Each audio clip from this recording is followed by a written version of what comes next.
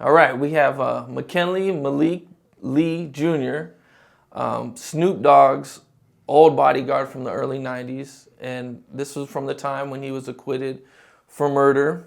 And we're just going to go through your whole death row story and everything that you've been through. And if you could just give us like a brief history on you, where'd you grow up and how'd you get into bodyguarding? Okay, yeah, sure. But man, you said old, but former, because I'm not that old yet. Anyway, no, that's a good. You keep that. Okay. No, but for me, I'm from Chicago, Illinois. I was born in Chicago, and I grew up in Clinton, Iowa, which is about 3 hours across the river, across the Mississippi. Graduated from Clinton High, and then I went on to play college football, and I ended up getting to California, through football. So that was kind of how I ended up here in California. Oh, okay. And what age was this when you were living out here? I came out here and I played at Ellsworth in 89, 88, 89. And then I transferred. I was in California in 90-ish. Okay. Yeah, California. I got to California in 90, Long Beach State in 90. Were you bodyguarding at the time? No, at the time I came to play football, and a lot of things had happened that transpired, and I just didn't want to play anymore. It was tough. I didn't want to play anymore, and I wanted to get into bodybuilding and law enforcement. So I eventually started working at this nightclub. It was a restaurant nightclub.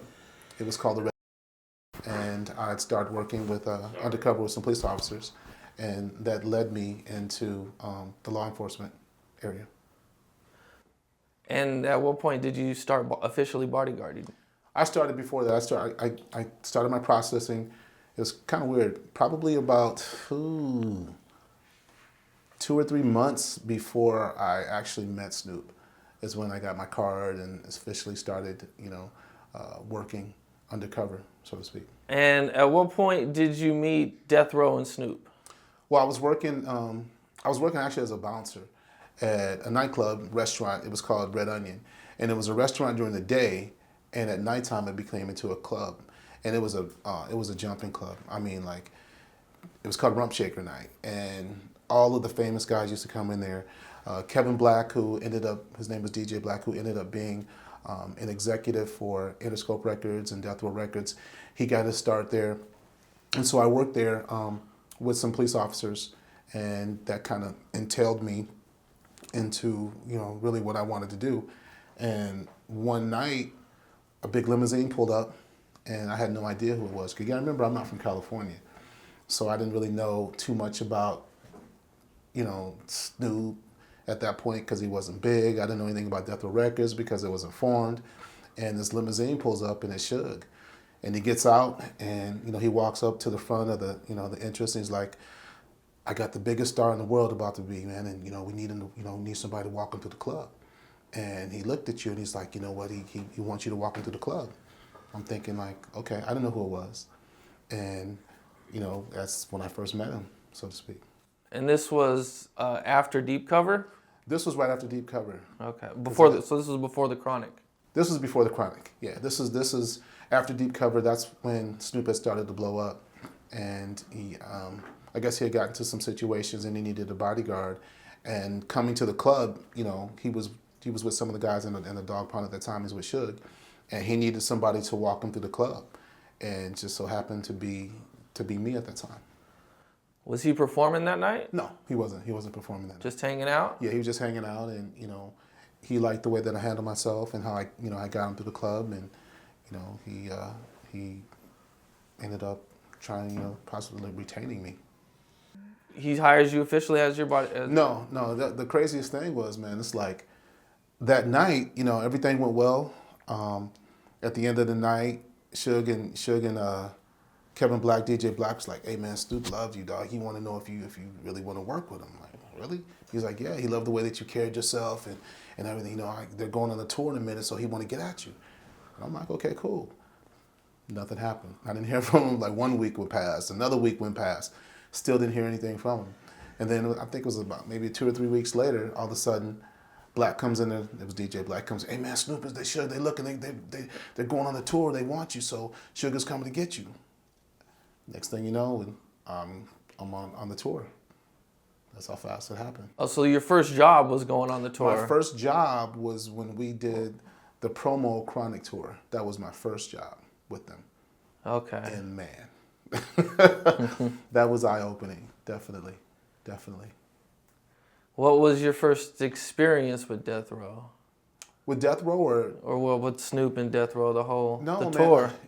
No, it's crazy because in the beginning, it was all family. You know, there wasn't any dramatizing situations outside of the camp. It wasn't like that. It was all family oriented. You know, Suge was Suge, and he knew what he wanted, and and Snoop he knew what he wanted to do, and Dre knew what he wanted to do, and they were just all about hustling and making money at that time. It wasn't anything out of the ordinary. When we got on the road, there were some situations. Though that's when things started to change. When we got on the road, some things started to change at that point. Now you're on tour. This is probably the biggest hip hop tour to date, with probably the newest stars. Chronic is dropped. This is the Chronic pre-tour. This was when Chronic was, G Thing had just came out, and they were, it was a Chronic the promotion tour, the promo tour, and it was the album wasn't out yet, just the single. The single. What was the first encounter of violence that you had, or seen with them?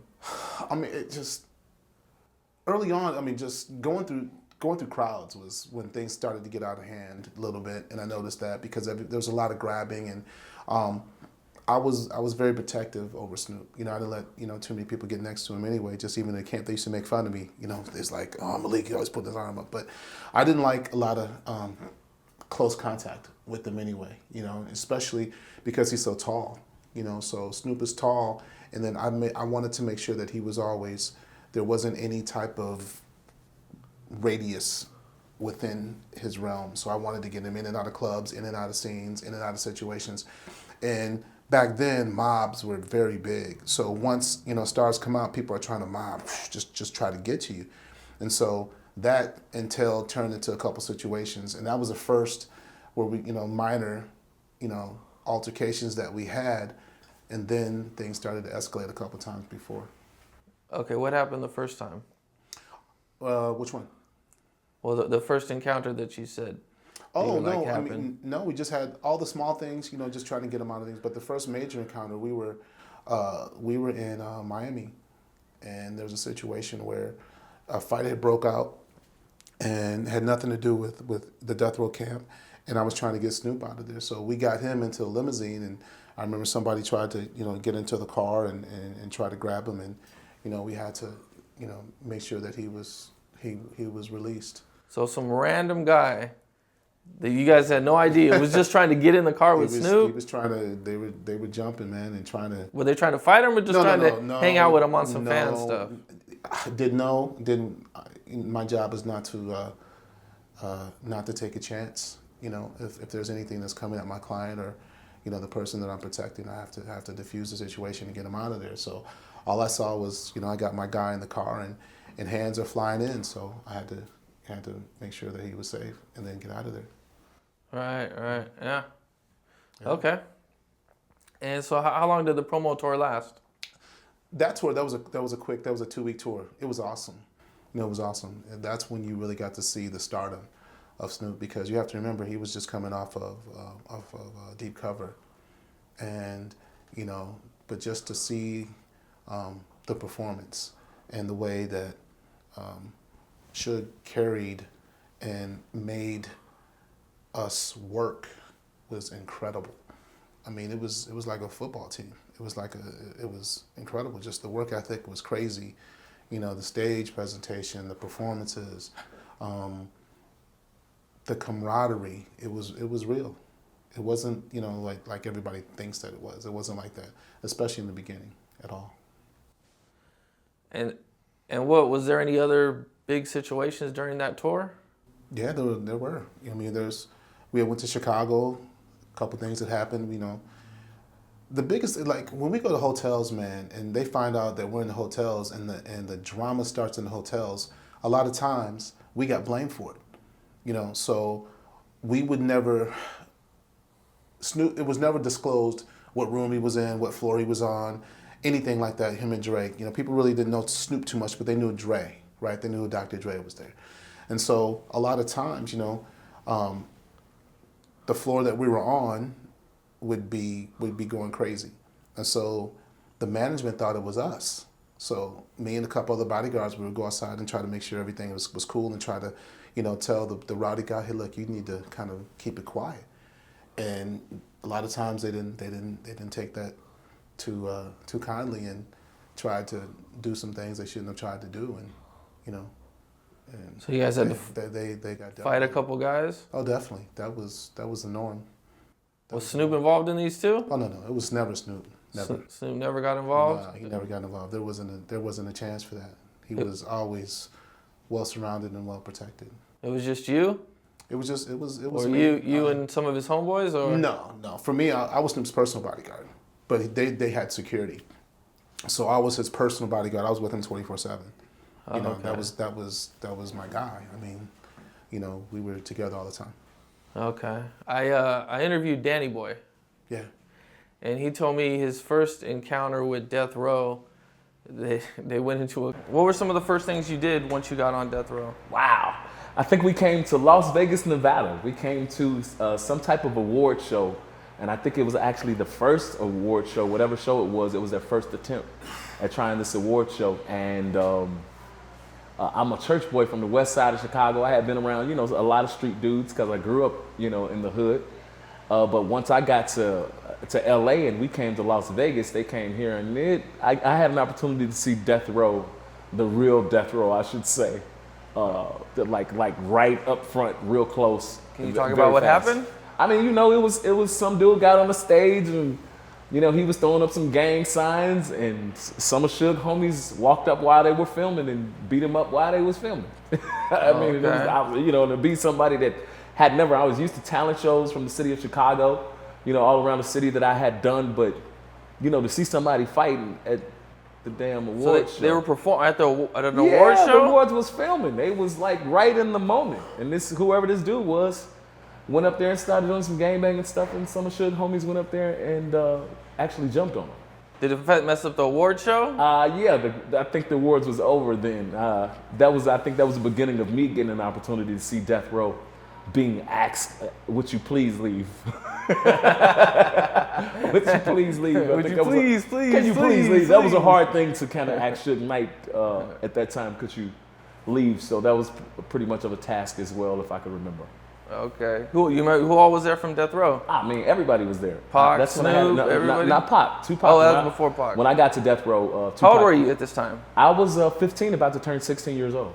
So at 15, 16 years old, you're with Death Row. Yes. And your first experience with them is they jump on stage. They beating the hell out of somebody on stage.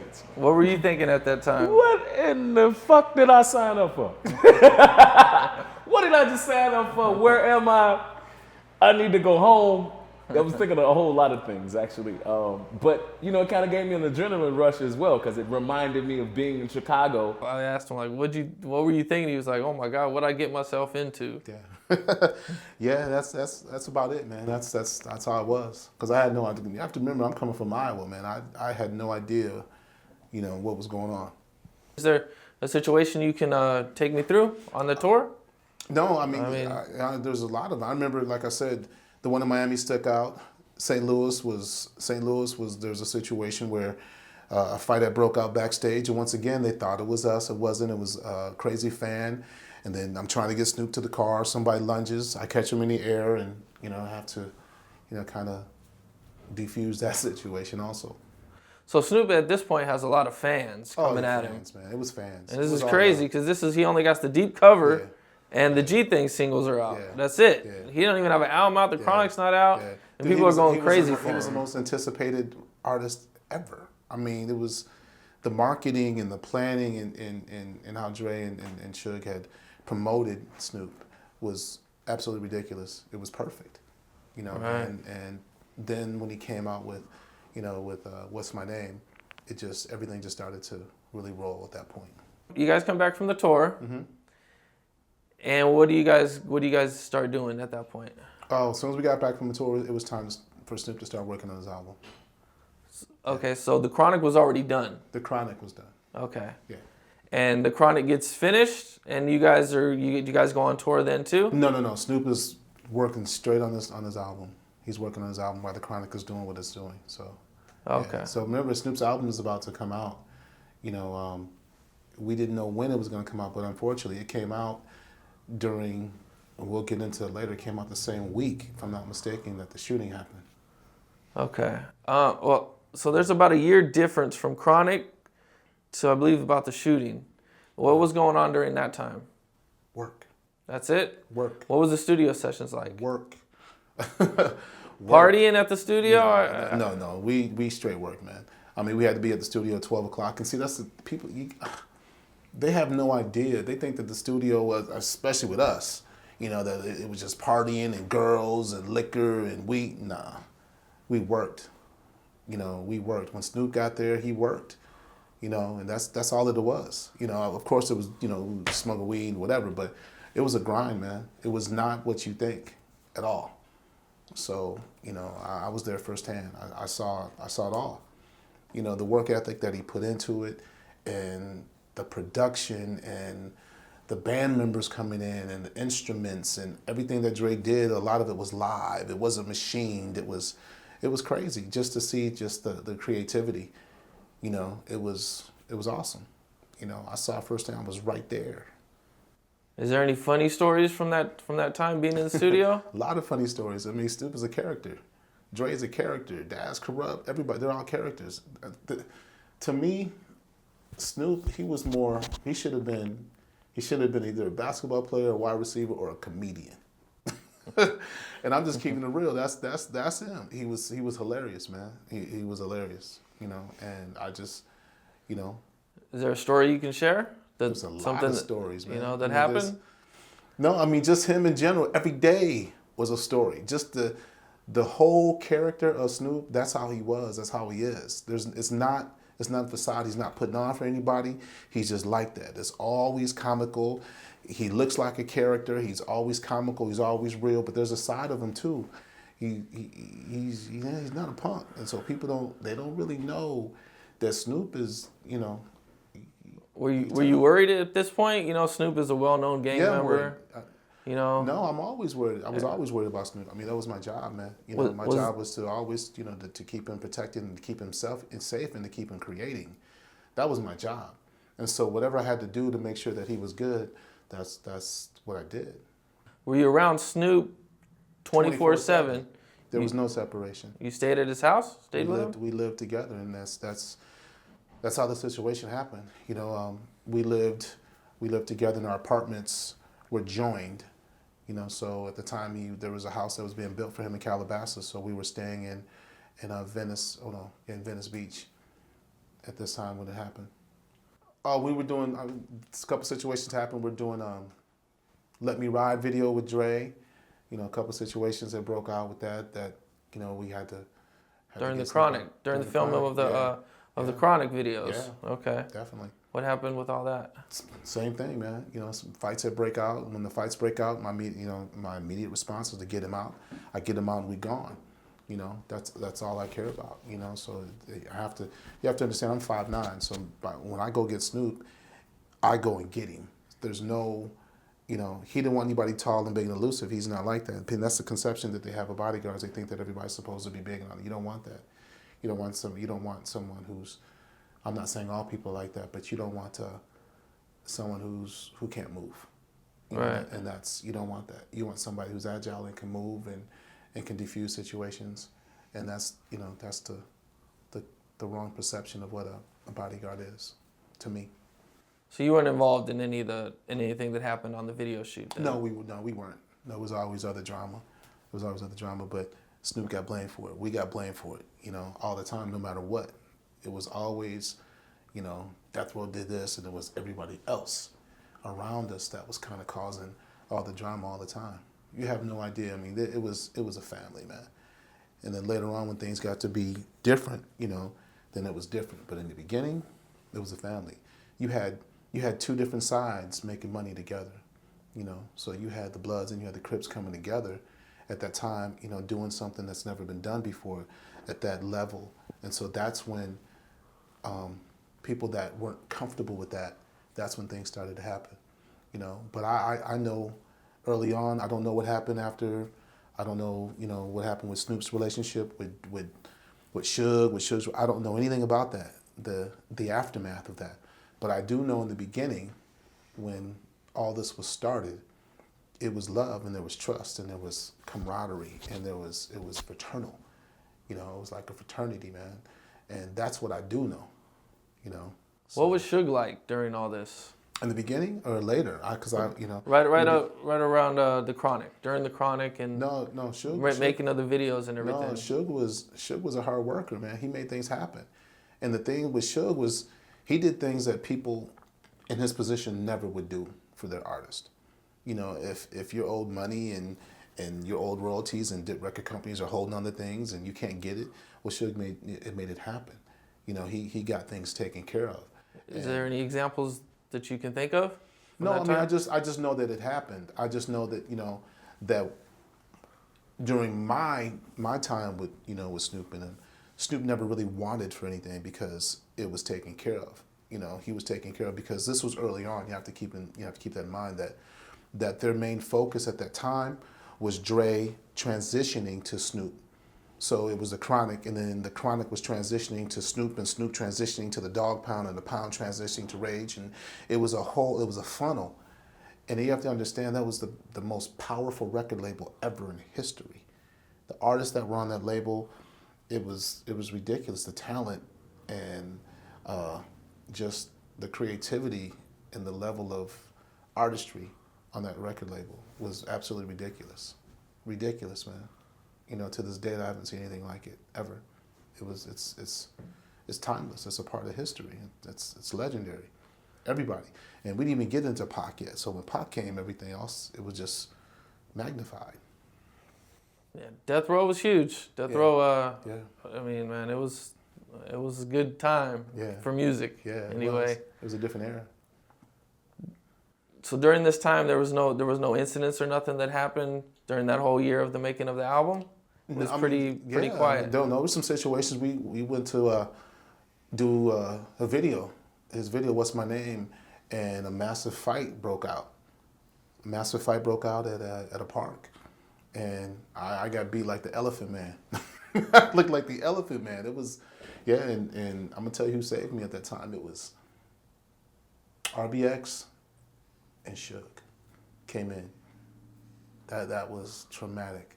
We were at a video, and you know how they have the campers, you know, the trailers, the stars, the trailers. And we were all in there. We heard a knock at the door, right? And I go to the door and I open up the door, and this, somebody said, "Yeah, it's Snoop here." And I said, "Okay, just a second." But when I turned around, Snoop's like, "No, I'm cool," because he didn't feel like talking to anybody, and it's always that way. You have no idea just the pressure that he was under, because everybody wanted to talk to him. Everybody wanted something from him. So at that time, we only had like 20 minutes before we started shooting the video, and he just didn't want to talk. So I went back. But now, when I get back, there's like 10 dudes standing there.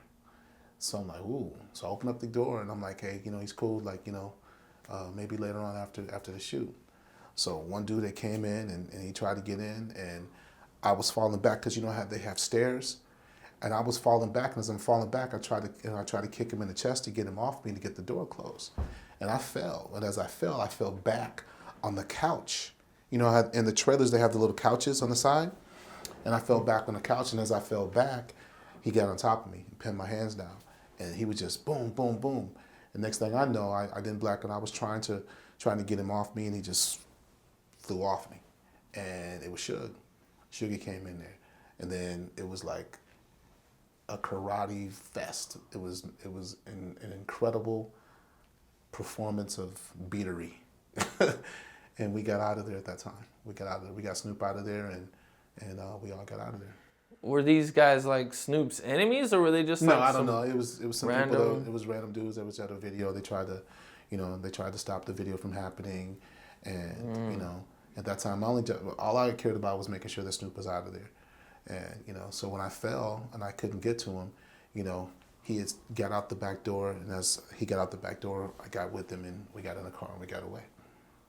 And Suge jumped in and saved it, huh? Yeah, he did. He did. Honestly, he did.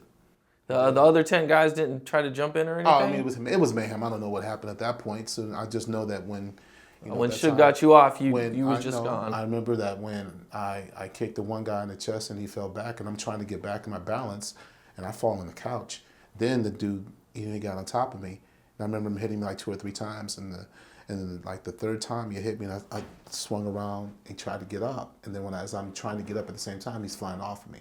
And then as he's flying off of me, it was Suge. And so now people are coming in, but as they're coming in, things are happening as they're coming in. Yeah. Was this your first time with that type of type of physical? Yeah, that was the first time. Because I've had to be creative and use my hands and some things before to get us out of things. But that was the first time that it was really that in depth. Yeah. Yeah.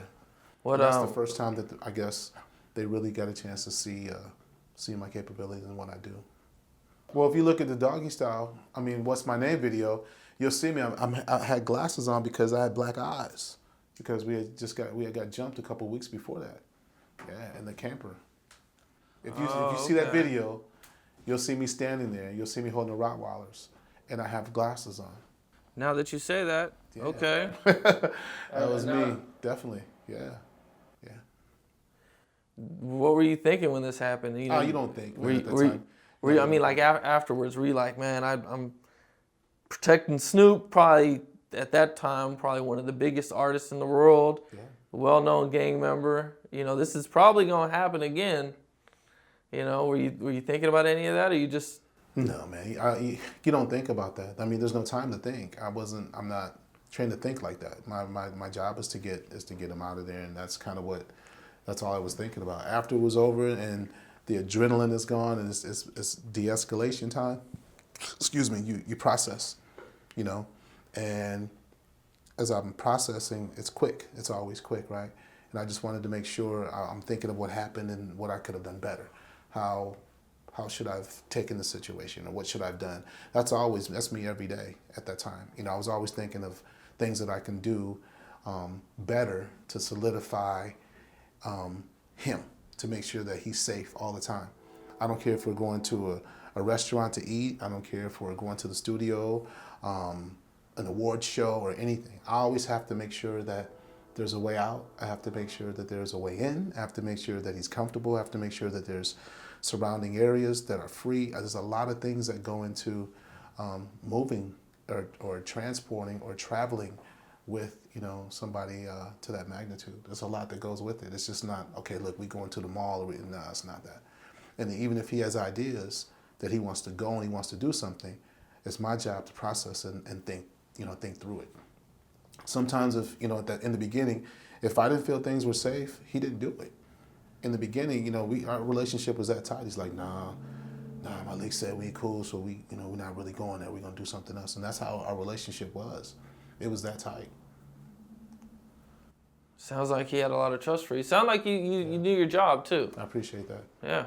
It definitely sounds like you were with it and you were on top of things. Yeah. You're staying with Snoop. Yeah. And you said he's living in Venice? Yeah, we were living in Venice, and we're living, and how our apartments were, we had the top row, and our apartments, Snoop lived in the first half of the apartments. I lived in like number 3, so he had like 1 and 2, and I had the third apartment. So we were connected. A day comes. Mm-hmm. I guess probably seemed like a normal day. You guys were going to the studio. Man. Yeah. Yeah, and I'll let you. I'd like to make a disclaimer for everybody that's watching, that let them know we're being responsible and that you and Snoop have both been acquitted. Definitely. Of what we're talking about. Yes. And that, under the laws, you can never be prosecuted or brought to trial again for this. I just like to make that announcement so people know. And I second the disclaimer, whatever you said. Yeah. All right. So, yeah, let me know. what all happened? Yeah. Well, You want to take a break for a second? Sure. Yeah. Yeah, we can take a break. Just a couple seconds. A lot of things that happen, the media, they didn't tell you the truth. And they tried to paint this picture, right, of me and Snoop to be something that we weren't. And when I tell you this story, you're going to find out that it was about Snoop, but it really wasn't about Snoop because they knew the truth. And then they chose not to tell the truth and still try to prosecute us. When I tell you these things, you're also going to find out not only did I do my job and unfortunately somebody died, but I told the truth from the very beginning. And I don't think that people really knew that. No one really knows that I was told by Detective Anguiliano, if I'm saying his name right, that I was too detailed and too articulate, that I must be lying. So I'm going to tell you really what happened. So when you get this, it's coming from me. It's not coming from a book. It's not coming from hearsay. It's really coming from somebody who really went through it, lived it, and live it daily because of who I am and the mantle that I have to carry. So when I tell you this story, not only is it real and genuine, but it's so raw. And you have to keep in mind that there's a family involved, and there's a family that lost somebody. I don't glorify that. I don't like talking about that. If I had the finances and if I had the money, if I had the things that I really want to have, I would continuously try to reach out to the family and try to help them and try to love them and try to show them really what we're supposed to be like as a people, right? But I know that will never happen because they won't accept me like that because of what they think. So anybody that's really been through something like this, they wouldn't glorify it. They wouldn't try to magnify the fact that somebody died, right? So I'm gonna tell you the story. It sounds horrible. I mean, from beginning to end, it sounds like they did everything they could to try to destroy you guys. I can only imagine what you guys went through. So the day comes, you're at Snoop's house or his apartment, and you hear a commotion. And you guys go outside. What happens next? Yeah. Just like any other day, we're on our way to the studio. We have to be at the studio by 12 o'clock. That's our time, that's our recording time. And on that particular day, we heard some commotion downstairs. I didn't really know what to make of it because my job is Snoop, right? It's not the pound, it's not the dog pound, but it's my family. We all still together, but my job was Snoop. And so every day they would wait for us downstairs by the Jeep, and we would take off and we would go. So on this particular day, we heard some commotion downstairs. And I'm thinking, well, I know Snoop didn't go downstairs without me. What? You know, so I heard some drama. And so immediately I grab my gun and I'm getting downstairs because I heard some drama. But as I'm going down the stairs, Snoop is like behind me, right? So I stop at the end of the stairs, and when I get to, it's like the little bridgeway, I see a guy leaning out of a car. He can't see me, and he's just barking back and forth with one of the guys. And it was I can't really remember exactly what he looked like, but I just saw the light-skinned face, right? And then I saw a gun come out of the window. So at that time, there was no threat. You know, Snoop was right here. It wasn't anything. It was just real quick, you know. So I immediately take off and I get Snoop upstairs. So we rush him upstairs. I'm trying to calm everybody down. The situation was diffused. So now it's time to, you know, we got to get back to the studio, actually get to the studio. And so as we get in the truck and we start going down the road, somebody hit, hey man, we forgot the DAB player. I'm like, we forgot the DAB player? The DAB player at the time was a recording device that we were using. to record the music on the hard drive. It was all the music was held on the DAT player. Who's driving? At the time, it was Snoop. Snoop driving? And it was Snoop, me, and Sean Abrams that were in the car. Okay. And so we're on our way back, and actually we take off and we start going on strip, and he's like, man, we got to get the DAT player. And he's like, oh. So we turn back around.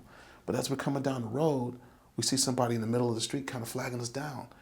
And I remember the guy leaning out of the back seat, but I remember the front seat dude, he was like a heavy set guy. He had a heavy set face, you know, so I remember that. It was a quick scan. I remember that face and the guy. And so he's flagging us down the middle of the street, so Snoop kind of pulls over. He's like, hey, man, I'm sorry, dog. It's my fault. It's my fault.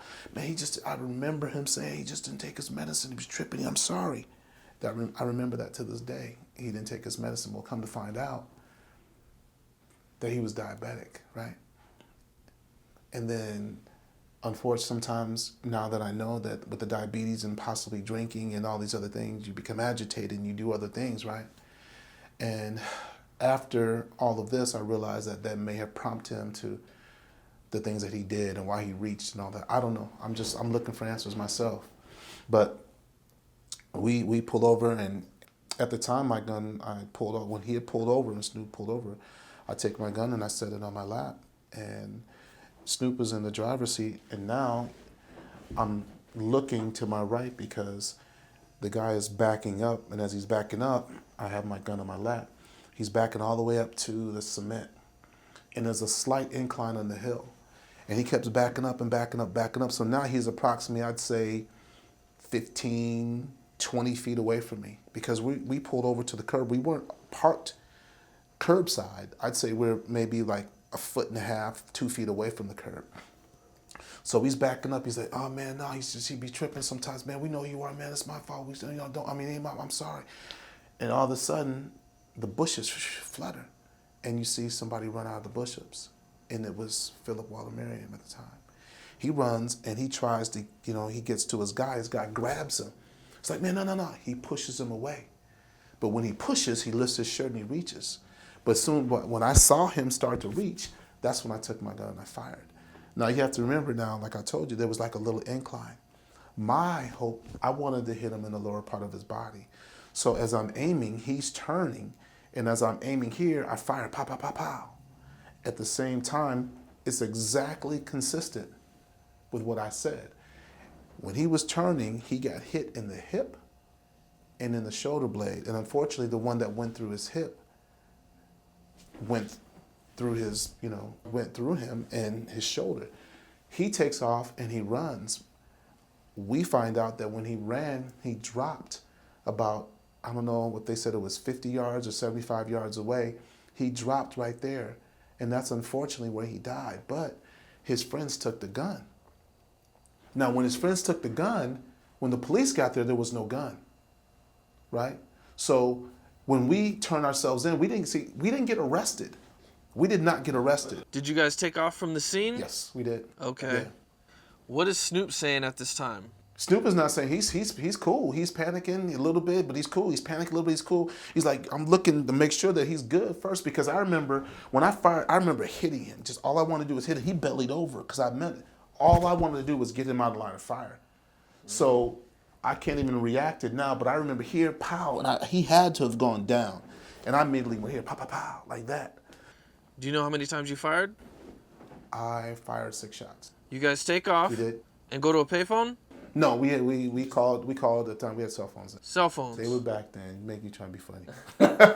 No, they had cell phones, and we immediately called our attorney. Told them what happened? Yeah, we did. Told them what happened. And at the time, they were in Miami. So they caught a red eye that night, and they flew back immediately.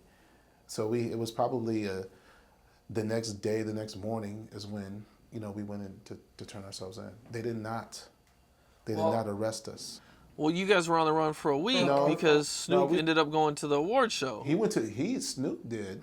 After we made the call, we had to wait for our attorneys to get. So the next day they came, and that's when we were going to turn ourselves in. We didn't turn ourselves in the next day. We had to wait. So we waited until everything was calmed down. Snoop was at the American Music Awards, and they came to arrest him. I wasn't. So I had to wait until everything died down, And that's when we decided that it was the best that but the police had already known what was going on because we said that we were going to turn ourselves in. We were waiting for David Kenner and our attorney to get back and everything to be done, and then we would turn ourselves in. You're leaving, and where do you guys go from there? I went to a hotel. I went to a hotel, and I contacted Suge to let him know where I was. And at first he didn't know. It took a minute, because you have to understand, man, the drama and the detriment of really what just happened. So I called Suge and let them know where I was, and Suge came and got me, and he waited for David Kenner, and at the time we haven't retained Johnny Cochran at the time, but we waited, for David to get the other attorney, and we went in and turned ourselves in. I turned myself in, and Snoop had came at a later time, because I was a trigger man, so I went and with my attorney and turned myself in. At what point did you find out that he actually died? That night. That night? That night. Yeah, well, let me go back. That night I heard that he had died. I didn't hear the confirmation. I heard that he died. And then when it was really confirmed, then it really hit me. So at this point, you believe you've done the only thing you could do. There was no other. There was no other choice. There was no other reached for a gun. There was no other. You had to do what you had to do. What are you thinking at this time? Are you thinking like, I'm about to have to fight this? Or are you thinking like, it's unfortunate, but I had to do what I had to do? Oh, no. There was never a doubt ever in my mind that I did the right thing. Not one time did I ever really worry about what the outcome was going to be. I knew for me, I knew that God had this taken care of. I knew that there was something that we had to go through. I knew that they were trying to stop. They're trying to stop the success of Snoop. I'm not saying because of the unfortunate, the murder trial, but I'm just saying the success that he was on. So this was a way to get him. This was a way to get him.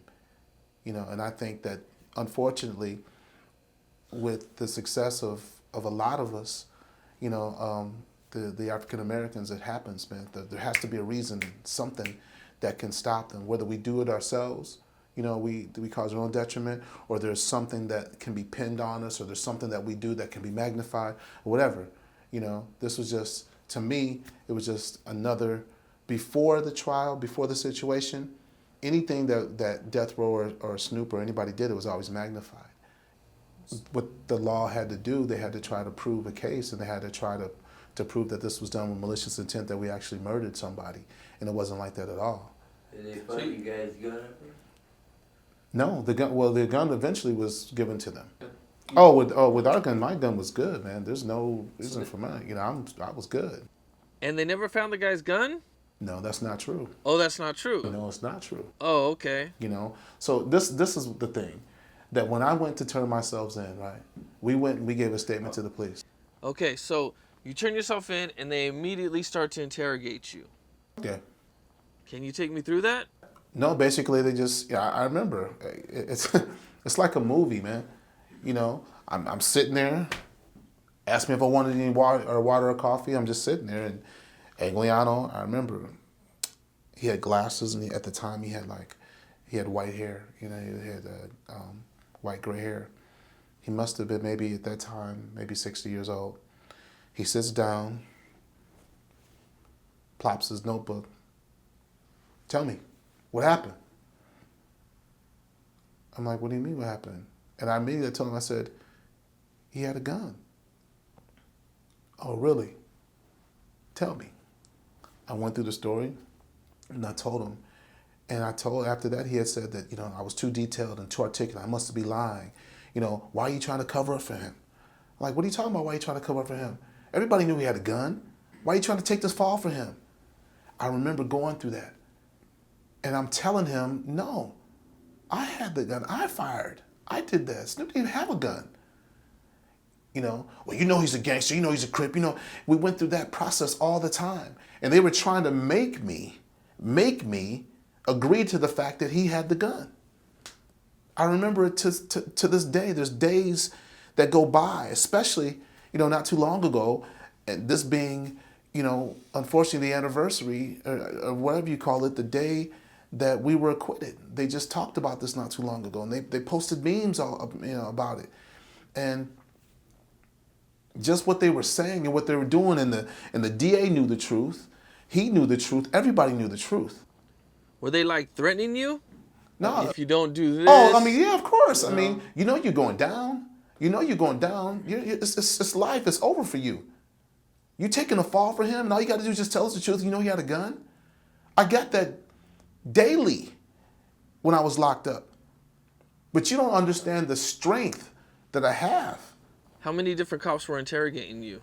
I remember 4 of them. And they would all say the same thing? Same thing. All come and say the same thing. Different positions in the building, in the room. One would be standing up here, the next one would come on, he'll stand over here, trying to exhaust me, trying to make me tired. It's exactly what they do. And your lawyer was right there? Yeah. What was your lawyer saying? Nothing, because he knew the facts of the case. He was trying to, of course he was stopping them from the battery, from the badging, what do you call it? Badgering? Badgering, and to the point we got, so how long we got to do this? And then at the end, that's when they came in, they said, stand up. Did they offer you anything? No, stand up for what? Stand up. And I'm like, for what? At this time, you have to remember now, I can't show any aggression. I can't, because they can use it against me. So I'm trying to say, why do I need to stand up? I told you the truth. Stand up. You're being charged, first-degree murder. Put your hands behind your back. And then after I told him what happened, he said that it's too much detail and you're too articulate. You gotta be lying. Stand up. You're under arrest for first-degree murder. That's what they told me. Because you knew the story and you knew exactly what happened, that meant you were guilty in their eyes. In their eyes. Wow. And that they said that I was a trigger man. Since they told them, since I said that I was a trigger man, they had said that Snoop was a trigger man. They said that Snoop had a gun. They knew he didn't. They knew he did not have a gun. They knew he didn't. They saw, later on, there was so much testimony about, they saw the bald buff guy with the gun out of the window because it was me. I admitted to that and it was proven. And so they thought Snoop was the trigger man? No, they wanted Snoop to be the trigger. Were they trying to get you to say he was the trigger man? Of course, man. They came at me so many different ways when I was in custody. Why are you taking a fall for Snoop? Everybody knows Snoop had a gun.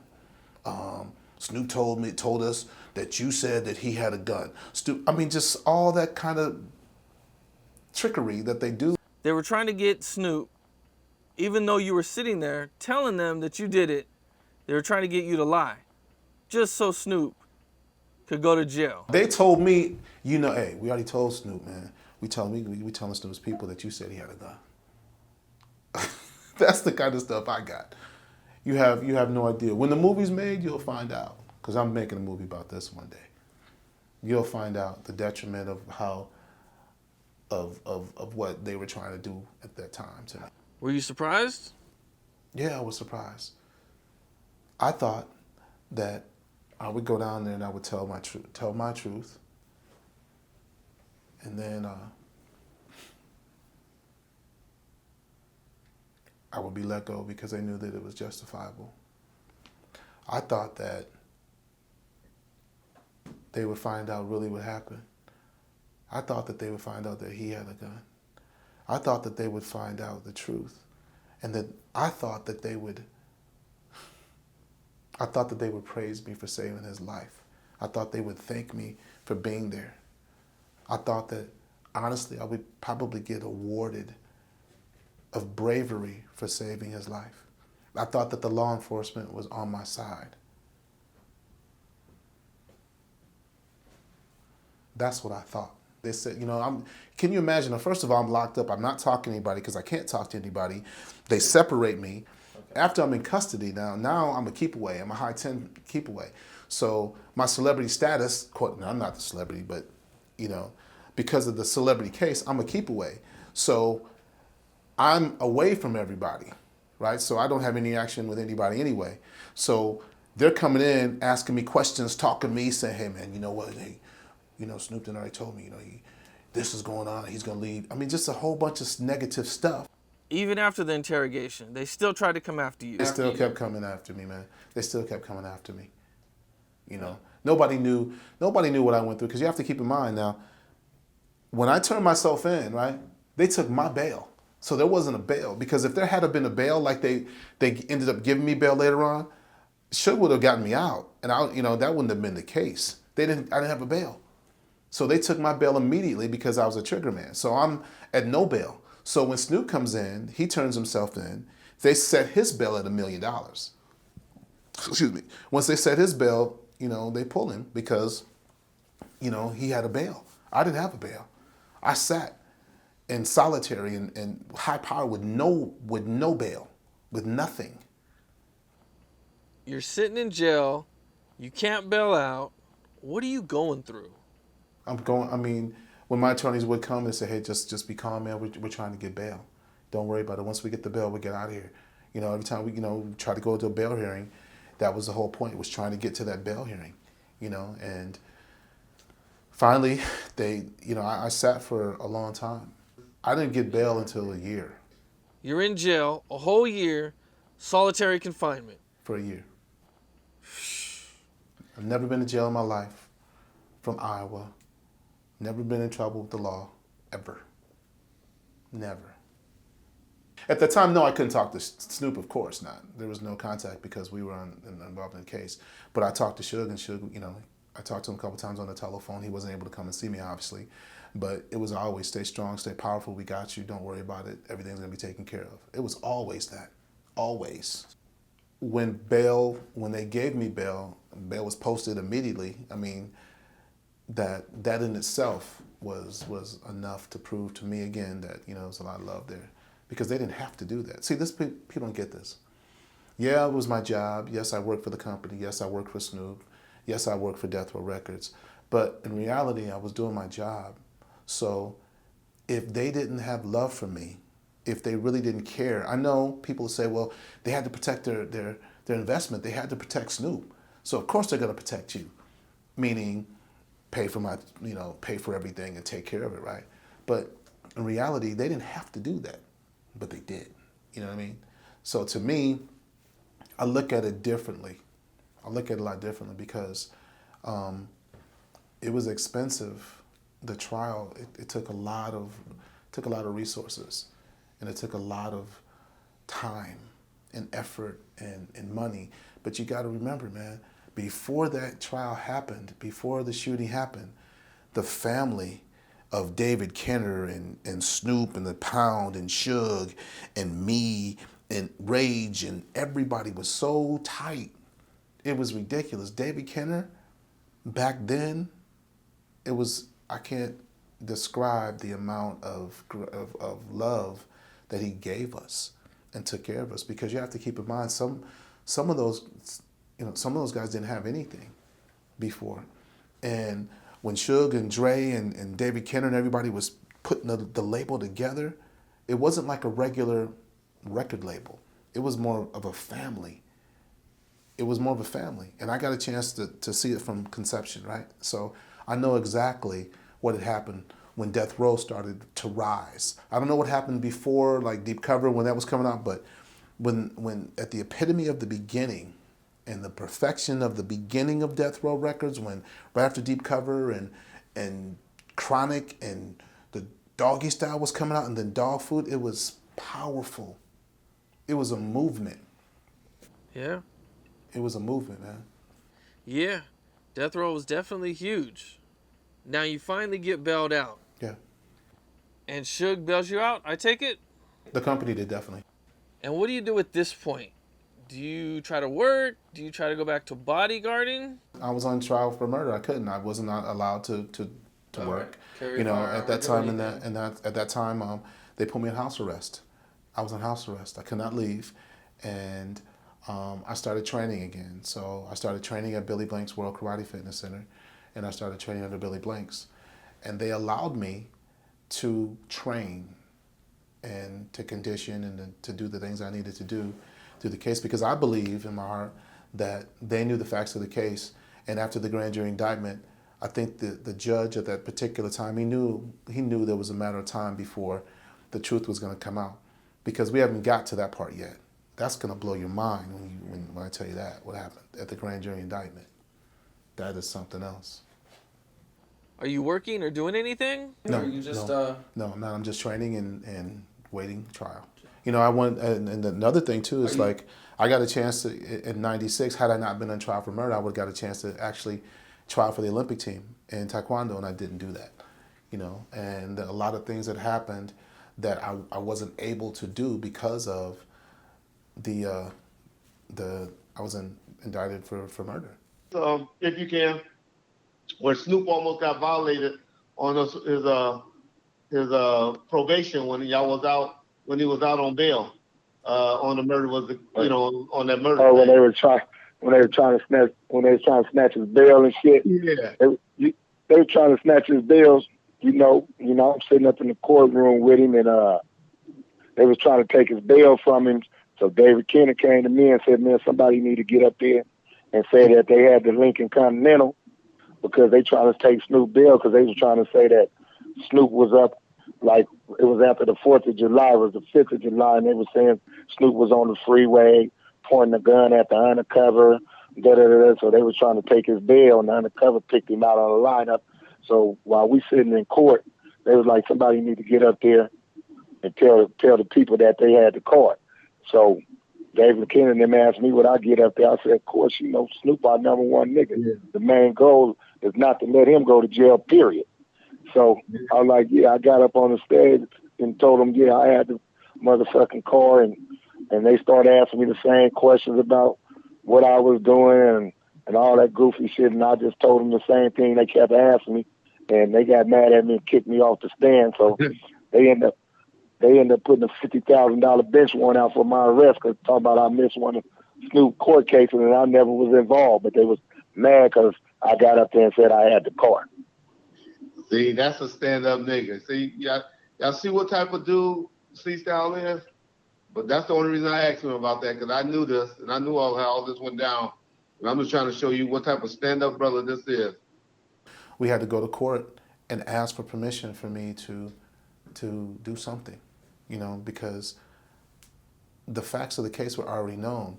Now this is why I was allowed to do things. They kept finding out different information that when I told in my case, in my testimony, things that I was saying that became true, right? That he did have a gun, right? That I saw him reach. That as he turned, as I fired, he was turning. So you guys might have heard that he was shot directly in the back. He wasn't shot in the back. He was shot as he was turning. The trajectory of the bullet went in at an angle simultaneously consistent with him turning, just like I said. I said that he got shot in the hip area. I said that I was aiming at his lower torso because I wanted to shoot him in the legs. I told them that. I told them I saw the bullets go into his shirt and his shirt fly up. They said that I was too detailed. Now I see it was like the Matrix because I saw it. To me, I saw bullets in slow motion because I saw it. I saw my hand go back in slow motion because I saw it.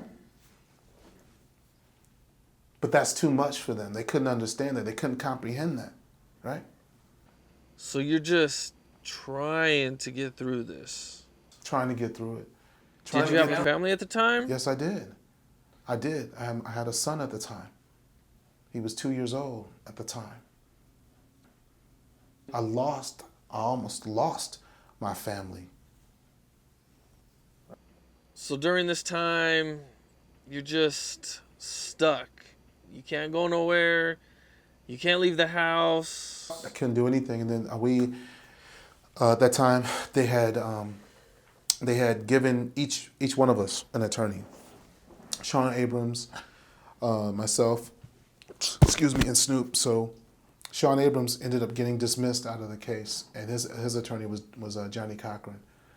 And so he got dismissed out of the case. And my attorney was the high-powered Donald Ray, of course, and then David Kenner, which was... Johnny Cochran was on the case too? Johnny Cochran was on the case. Johnny Cochran was on the case in the beginning. He was representing the third person that was in the car with us, Sean Abrams, and he got dismissed out of the case. Oh, so he didn't go to trial? No, he didn't go to trial. They dismissed him. During this time, Snoop's releasing albums. You guys are getting a shitload of bad press.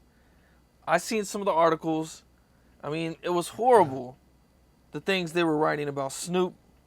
I mean, I was only a kid when this was going on, but I remember thinking that Snoop shot someone. That's what I thought happened. It wasn't until later that I actually learned the truth. I mean, it was just horrible the way you guys were treated. And that's what the press is supposed to do. That's what they do. The world revolves around controversy. It revolves around these things. Or else we wouldn't even be doing this interview. Murder, drugs, sex, racketeering, those are the things that make this country go around, of the publicity of the negativity, the negative publicity that we get from those things. That's what makes it work. That's it. So this unfortunate situation happening to a star is what made everything go. This is what makes reporters famous. This is what makes media big. Articles. They capitalize off of this. They don't even realize what they're doing, but they're capitalizing on it. They're printing things that's not the truth, based on hearsay. They don't even know what's really going on, nor do they really care. This is what I heard. This is what I'm going to print. So we were already tried in the media before we even went to trial. But the truth came out. And that's what I'm here to tell you. This is what I don't understand to this day, right? If we're supposed to be about justice, if we're supposed to care about really the truth, why were we indicted in the first place? That's the question that I have. Because once you go over and you look at the facts of the case and you can go, it's record. You can go back and see. You can go back and see that at the grand jury indictment, right? The witnesses, his best friends that were with him, came and said, look, we lied. We took the gun. Here's the gun. Did you know that? We lied. We took the gun after the bodyguard fired. They asked him, so did you see Philip reach? Yes, we did. So in your thinking, what do you think happened? The bodyguard fired in self-defense. This is what his people said. But you guys didn't know that because it wasn't told to you. The prosecution didn't put that on until the end of the case. The grand jury came in. I'm not sure how far into the case it did, but that's how a case happens, right? If they have enough evidence, then they'll take it to grand jury. The grand jury look at the evidence, and then they say, okay, whether or not we go to trial. So they knew at that time everything that McKinley Lee had said was the truth. He had a gun. It was a bodyguard. He fired in self-defense. Why are we here? They still indicted us. They still indicted us. So now we have to go to trial. We have to go to trial. I couldn't believe it. So where's the justice in that? Where? Instead of just telling the truth. So now you have this family thinking that his son was murdered, when in actuality, it was unfortunate, but their son had a gun. He was carrying a gun. And later on, during the case, we found out that he had been in trouble numerous amounts of times, that he was a gang member, that he had been shot before, that he had shot at people before. All these things they find out, but they don't tell you that.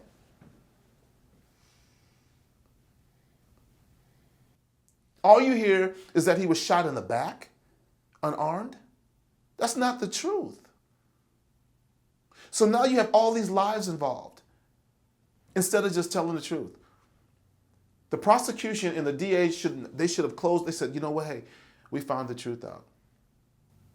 Unfortunately, Philip Walter Marion had a gun, he was carrying a gun, and he had reached. And McKinley Lee, Snoop's bodyguard, fired in self-defense. It's unfortunate, but we have to close this case. It's dismissed. We can't file. That would have changed the lives of a lot of people. They could have had closure.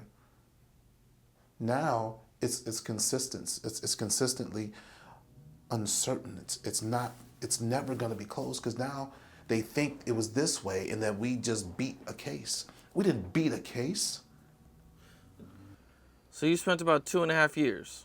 Almost 3 years. Almost 3 years. Got over in 96. Fighting this thing. And finally, the trial starts. But at this point, bad press has been everywhere.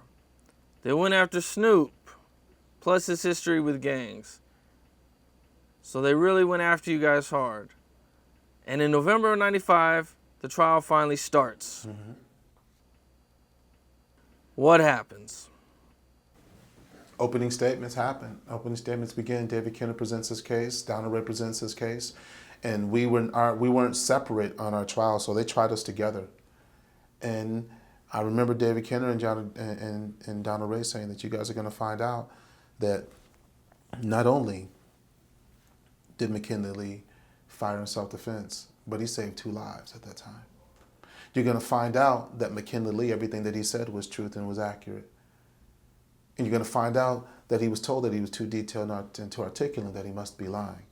You're going to find out that there was so much wrong.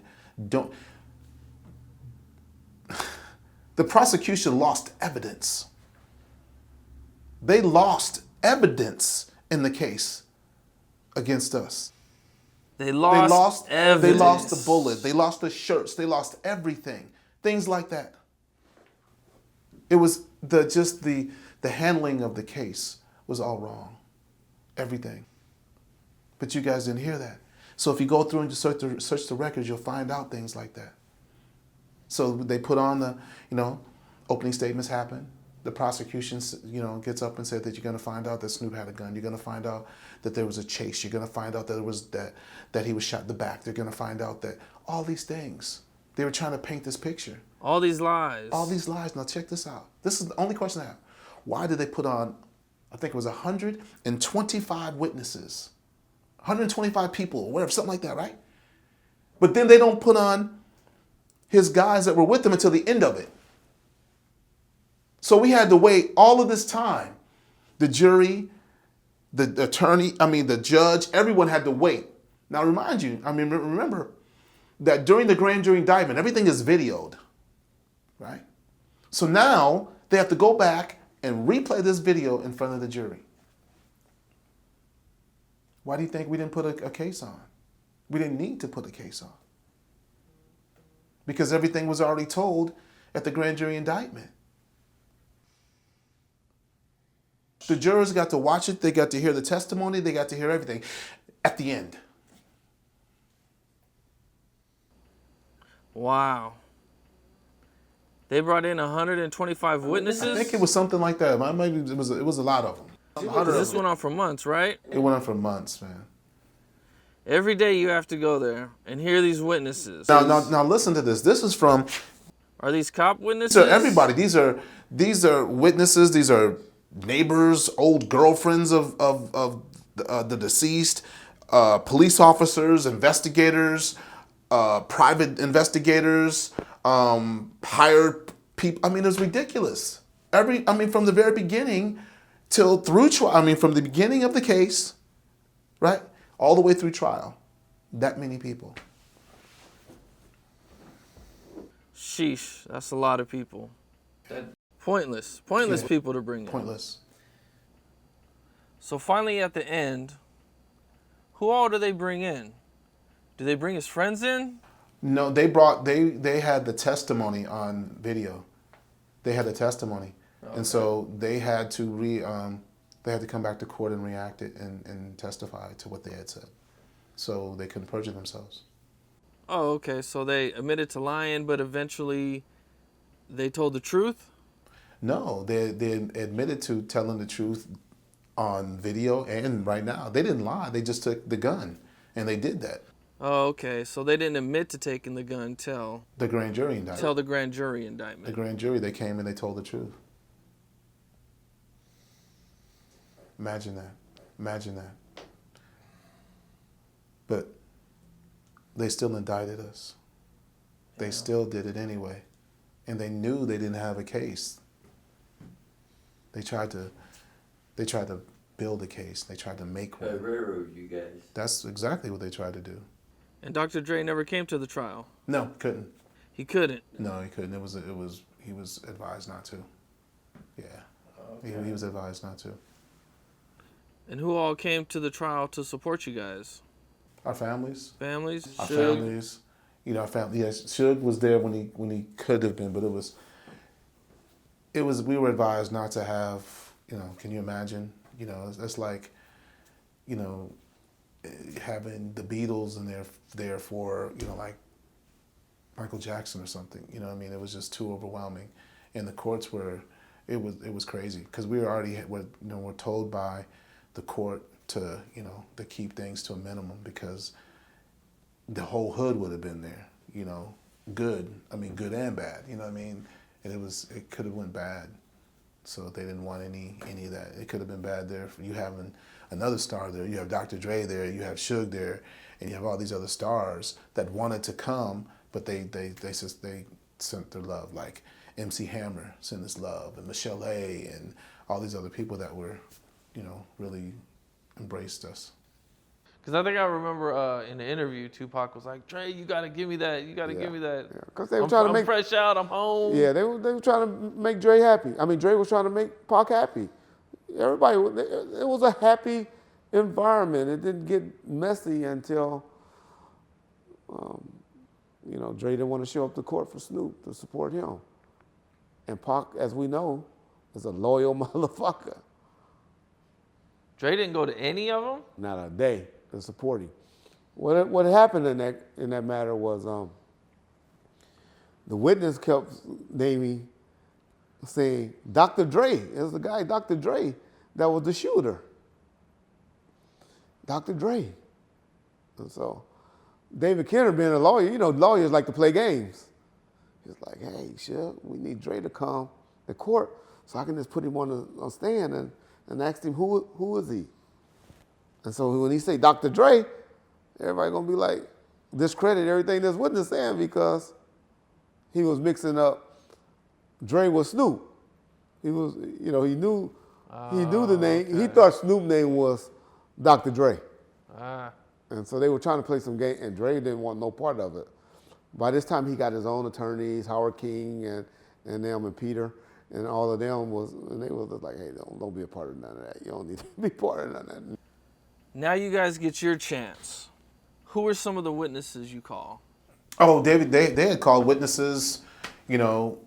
Basically it was just more of a rebuttal of the prosecution's witnesses, because they had no answers for the questions that we were posing to them based on the prosecution presenting their own witnesses, right? So we only had to recall a couple people. And that was it. I don't know if you guys really knew the case, but the defense really didn't put on a defense. We just recalled a couple of people, and that was it. And it was over. We gave it to the jury, and they came back with a not guilty verdict for both of us. So 6 days later, right? Yeah. 6 very long days. Yeah. The case is done. Yeah. 6 days are going by.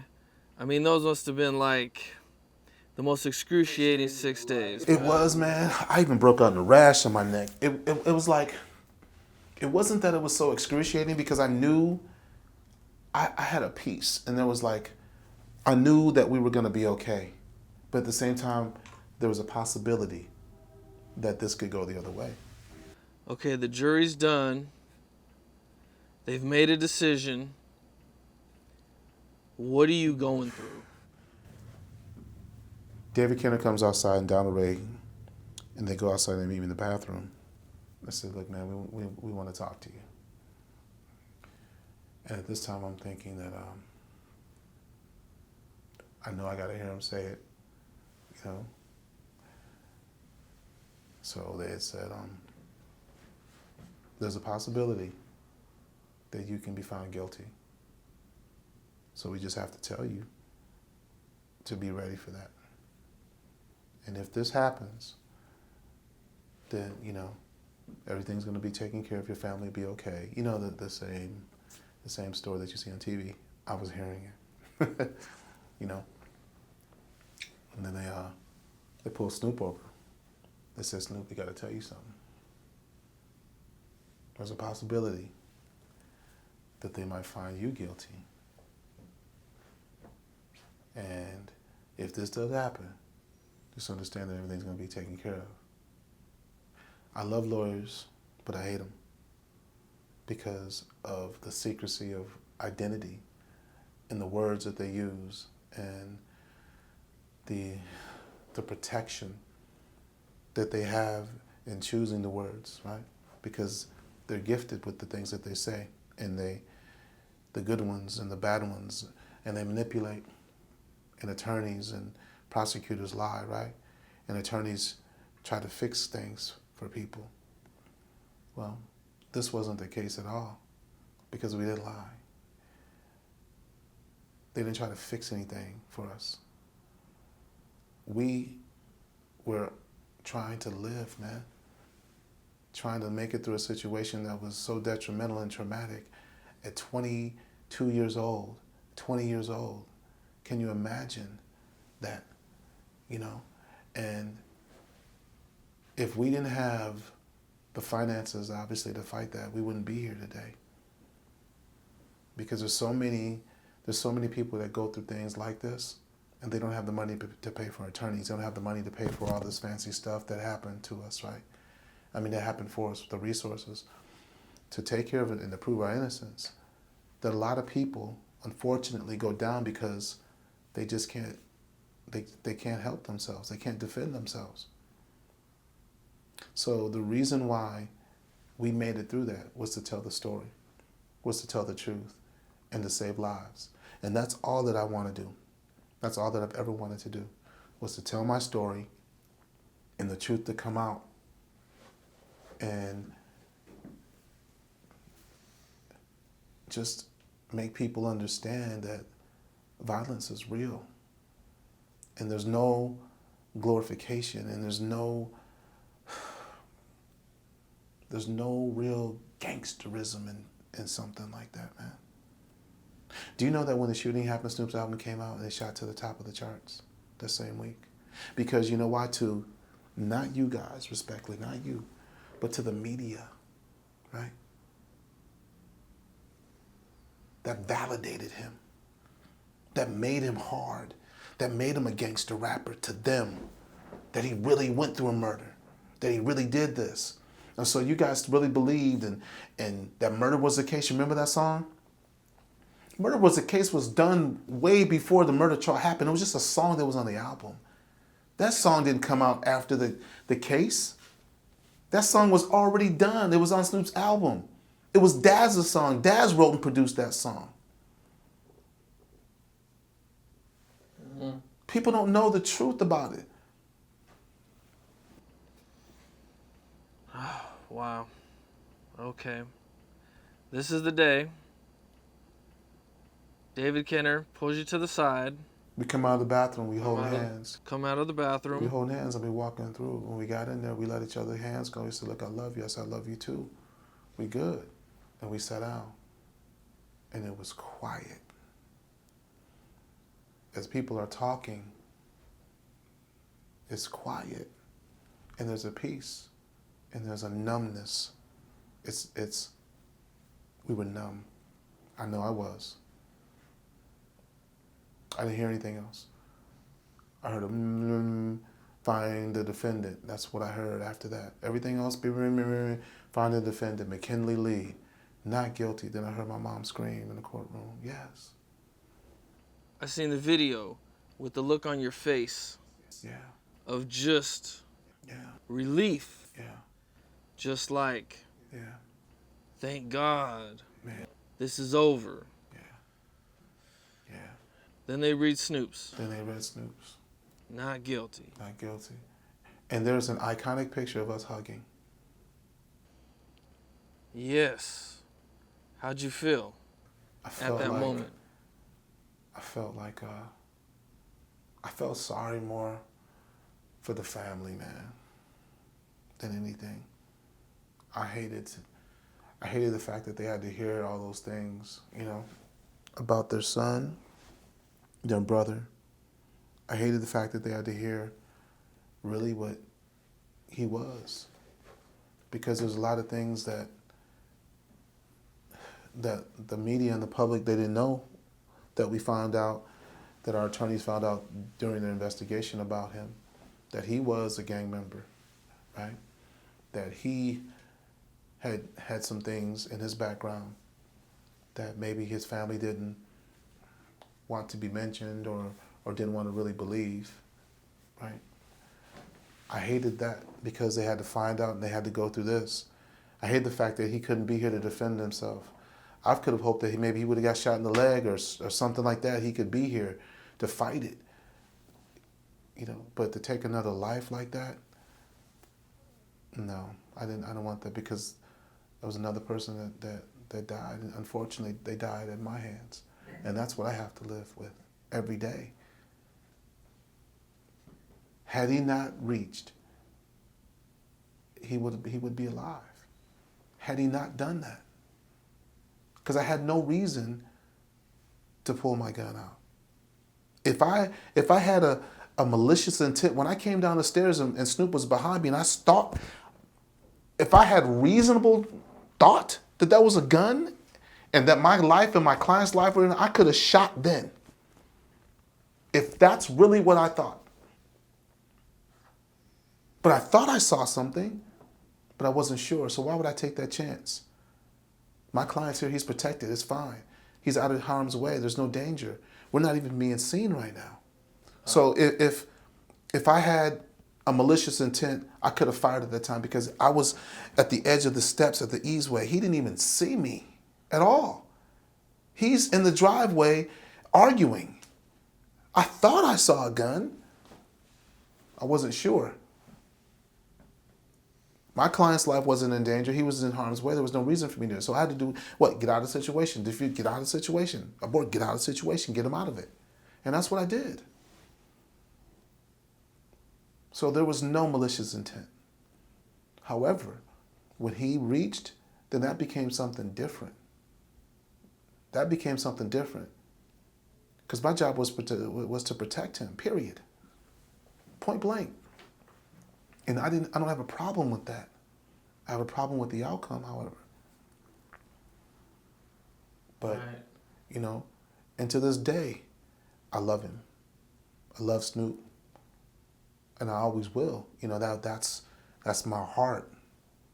That's the heart of me, you know, just I love like that. And that's, you know. Yeah, I think after you go through something like that. Yeah. Yeah. So now, you guys are acquitted. Yeah. You're walking out of the courtroom, and you must be feeling pretty relieved. Just relieved. glad it's over. Yeah. So now that this thing is over, what do you guys do that night? Do you party or? Yes. Yes, they did. You know, we did. I felt like there was a major weight off me, man. You know, we went and we celebrated our acquittal, and we mourned the loss of somebody else. But nobody knows that. Nobody knows how Snoop really felt. Nobody knows how he broke down. Nobody knows how I broke down, but you guys don't see that, right? You don't even hear about it. Nobody knows when he went into a room and he broke down and he got on his knees and he was crying, he was begging God to forgive him for us going through this. Nobody knows that. Nobody understands what he went through. I do. All the weight was on him. And he could have easily walked away and said, it's McKinley. I don't have to represent, I don't have to help him, I don't have to, he could have easily did that. But he went through it. He was ridiculed, judged, falsely accused, everything. he went through that, you know. So it's just something that we had to go through. Yeah. Okay. So you guys are finally acquitted. Yeah. Everything is looking better. Looking better. Looking better. Looking better, and then there's more drama after that because there's a civil suit, the civil lawsuit. They sue us for wrongful death, for a lot of money. Right. I heard about that. I heard a little bit about that. Yeah. Were you involved in that? Were you sued Yes. also? Yes. Yeah, I was. You had to go to court for that too? Yeah, we had to go to court for that, and then I was eventually we came to an agreement. There was an agreement that was made, for the family. And Death Row paid this. Dad, no, it was Snoop that paid it, because you have to understand it was Snoop, and there was three entities, right? There was myself, and then there was Snoop, and there was Death Row Records. I worked for Snoop, who in turn worked for Death Row Records. So really, I worked for Death Row Records. You get it? Because that's how contractually things were at that time. So when they sued, they had to sue the employer of that, and the employer was Snoop. So he got sued tremendously. Really? So Snoop had to pay? Yeah, because it was a wrongful death. It was about $4.5 million, right? I can't. Oh, you can't say. I can't say that. I don't know what it was from. That's what I was told. Yeah. For all the people listening, I don't know if that's true. He's not saying it. That's just what I personally heard behind the scenes. He's not telling me. Honestly, I really don't know how much it was. And how long did this process take? It took a while. It took a while for all the I believe it was like the legality and the negotiations to go through and all of that. But it was crazy, man, because you still can't, nothing can bring that back. Nothing can bring him back. No amount of money. What's the point, So, that's not going to change anything, unfortunately.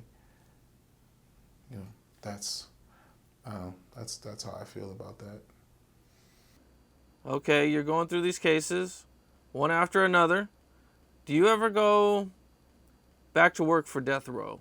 No, at that time we were, after the case, I was still with the company for a little bit of time.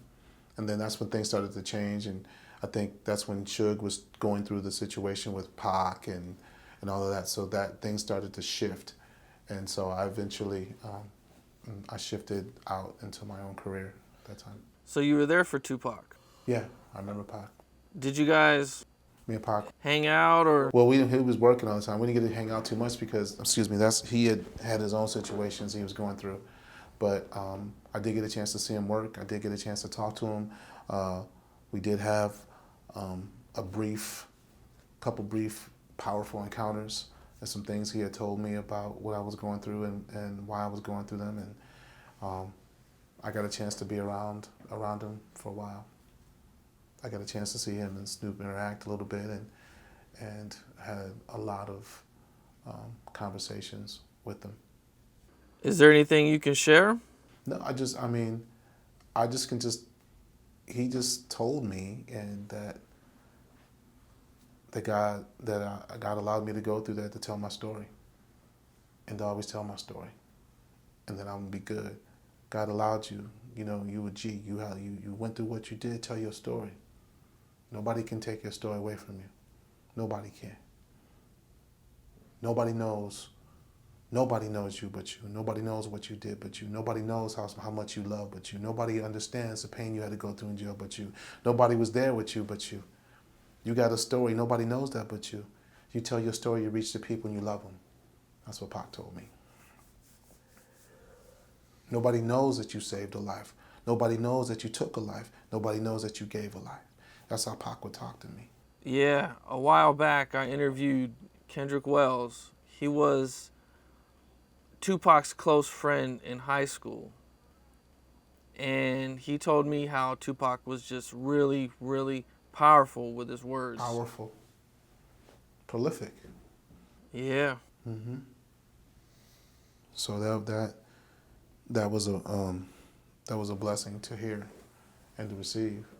you know, and I'll still say to this day, and I've always said that Snoop has no idea how powerful he is. There's a calling on his life. There's a calling on Snoop's life. He's powerful. And when he recognizes really, really who he is, I know, like right now, the movement, you know, what Kanye is doing right now in Christianity and the powerful movement that he's made and changing the lives of people. I've always seen Snoop like that. I just don't know when it's going to happen, but he comes from that. You know, he comes from a Baptist, a strong background, a strong faith background, and I think he's a lot more than what people see him as. Definitely. So you eventually quit working for Death Row.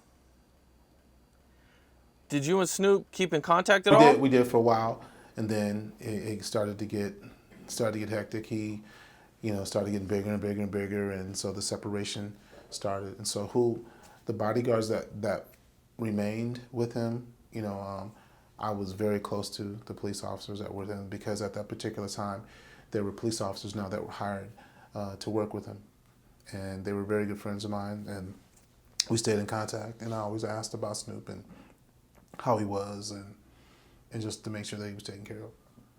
So, how long has it been since you guys talked? It's been a long time. It's been a long time. Unfortunately, it's been a long time. Did you want to reach out and talk to him? I would love to talk to him. I would love to sit down and to talk, you know, and to form a plan, because there's something powerful, man, that we're supposed to do. I know it. I know it. I know it. It's gonna happen. You know, and like for me, man, those the material things, I've seen a lot. Had a lot of things. You know, and in my lifetime, I've seen a lot, and I've got a chance to be around a lot. But it's not about the shine, man. It's not. Right. People talk about things that shine, diamonds and all of that, but in order to be to be a diamond, in order to shine, you got to get cut. People don't get that. You understand what I'm saying? Yeah. In order to be a diamond, you got to get cut, because that's how diamonds are made. They're made under pressure, right? And everything that happens in your life, every trial and tribulation, everything that's a stripe on your back, right? That is a cut. And that eventually shines you up, and it polishes you to present for the shine. So that's why you see so many people that go through things and their lives change, right? And they become, wow, it's like, now I really see them, or now I really see this person, because now they're shining. Well, they're shining because of the pressure that they went through, because they came from dirt, they came from nothing. That's how you go get a diamond. You go find a diamond in the dirt, in the coal mines, and then you take it out, and it's just a rock. A diamond is just a rock, man. Right? Yeah. But that's what the foundation of everything is built on. Because Christ said told Peter, upon my rock, I'm going to build my church. I'm going to build my foundation. So that's the strong foundation, man. And I've always believed in that. You have to have a strong foundation. And the foundation that Snoop has is strong. The foundation that we went through is strong, because it was told upon a foundation of truth. Had he not did what he did, it wouldn't have happened.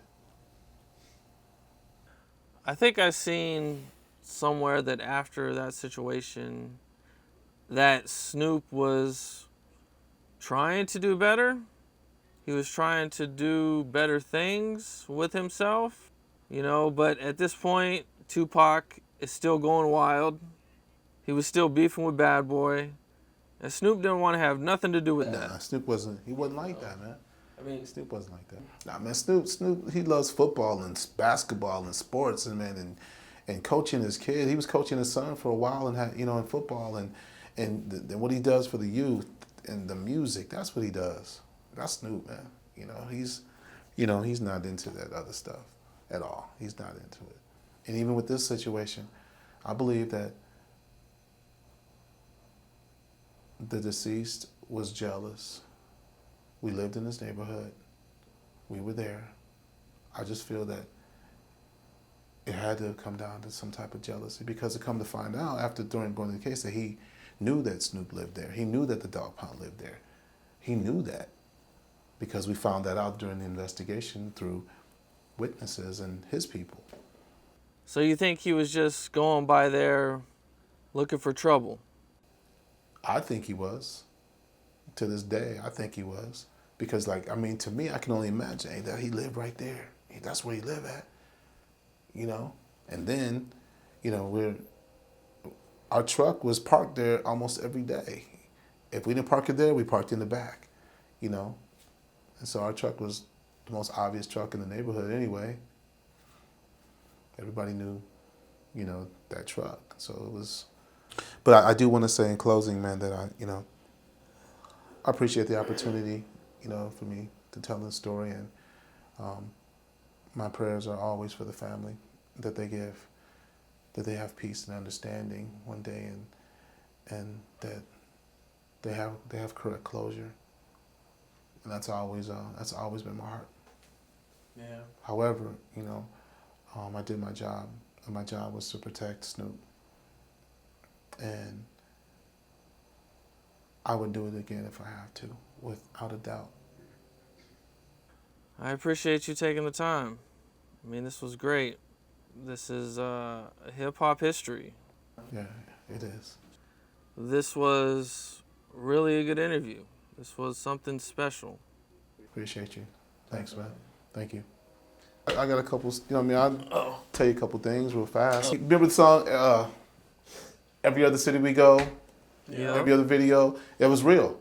There was the same girl at every video trying to get the same dudes at every video. That's why Nate Dogg made that video about her. That's real. That was real. I've seen some situations. I've seen the girl. I got to know who. I don't know who she is by name, but I know who she was and what she did, and that was real. I do know that for a fact.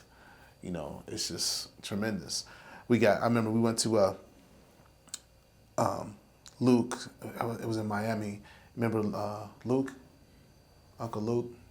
A whole bunch of drama that broke out right there. They're trying to do this and some other dudes came and they started trying to flip his truck over. Luke's? Yeah, his van. He had a van.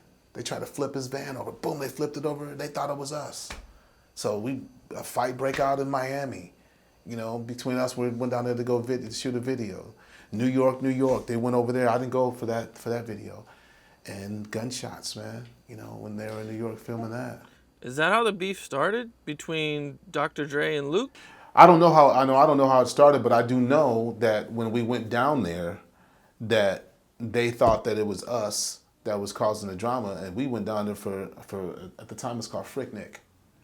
It was a big festival that was down there, and we went down there for that, and then drama, man. We're walking through the mall, and then all of a sudden we just hear all this commotion. They are right there, just commotion. We used to, oh God, bro, I can't even explain it. And so we're getting to the limousines, and you see all these dudes Luke had like a little van there. That it wasn't his van, but you know how you used to get things wrapped? They wrap a van and they put it there for promotion. And they're, sitting there trying to turn it over. They flip the van over. We're gone. Next thing they know, they think it's us who did it. And we were gone. Did you guys run into Luke and them after that? Mm-mm. But it was all over the papers, all over the news. Dogg Pound, blah, blah, blah, blah, blah, flips over. We weren't even there. We were gone. So this is before the Chronic, right? Yeah. And so this is why. They made the diss song Yeah. against Luke. I heard there was a big fight or something between Luke and Death Row at one point. At one point there was. There was? Yeah, but we weren't involved in that. But you have to understand, Death Row had other artists that were doing other things, and Snoop and the Dogg Pound had other things, and then Dre had other things. So there's a lot of different entities that were under Death Row's umbrella. So people don't know that either. They think it was all together. No, it wasn't. Dre and Snoop and the Dogg Pound were all different, right? So that's what people don't get. You know, Snoop was bringing out the pound, the Dogg Pound. And then you had Snoop and the Dogg Pound. Then you had Daz and Corrupt. You know, so there's a lot of different, what's the word? Just umbrellas that came under Death Row Records at that time. In the NWA movie, have you seen the movie yet? Yeah, I've seen it. Dr. Dre is seen fighting people, knocking people out. Did you see any of that? Dr. Dre was, I'm telling you, Dre wasn't a punk. I'm telling you that. And that was a problem. See, you don't get it. You had to have a bodyguard around him because he would do something. You get it? So look, instead of him doing, he would get him out of there. You know, Dre was not a punk at all. Don't let the media fool you. You know, when I was around and the things that I saw Dre do, and the things how I saw Dre handle himself, he was not a punk at all. You can believe that. You know, so he had security around him to prevent him from taking care of things himself.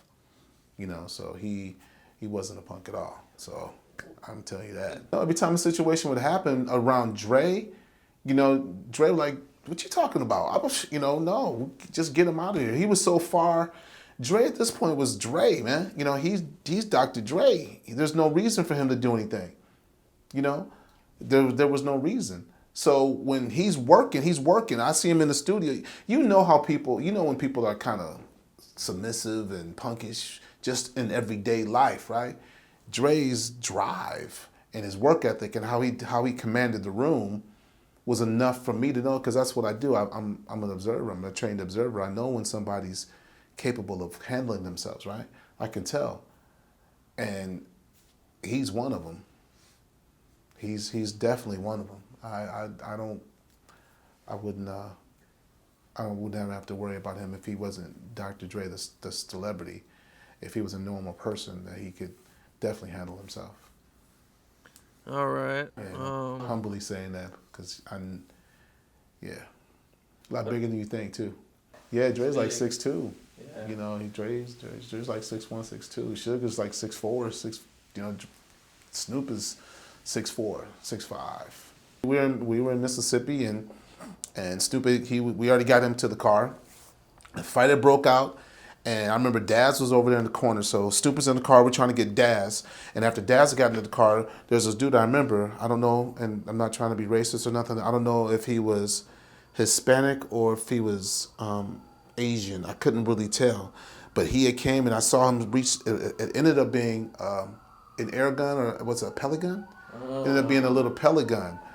Man, I saw the pellet gun. He was standing right there, but he even see me. I kicked him in the side of the ribs and came up and brought, like an axe chicken, brought down on his head, and the gun fell out, cuffed him up, and so things like that. Yeah, that was traumatic. But you have to understand, man, that's kind of stuff that we saw all the time. It happened that frequent. It happened that frequent. Pellet gun. It was an air rifle, a little pellet gun.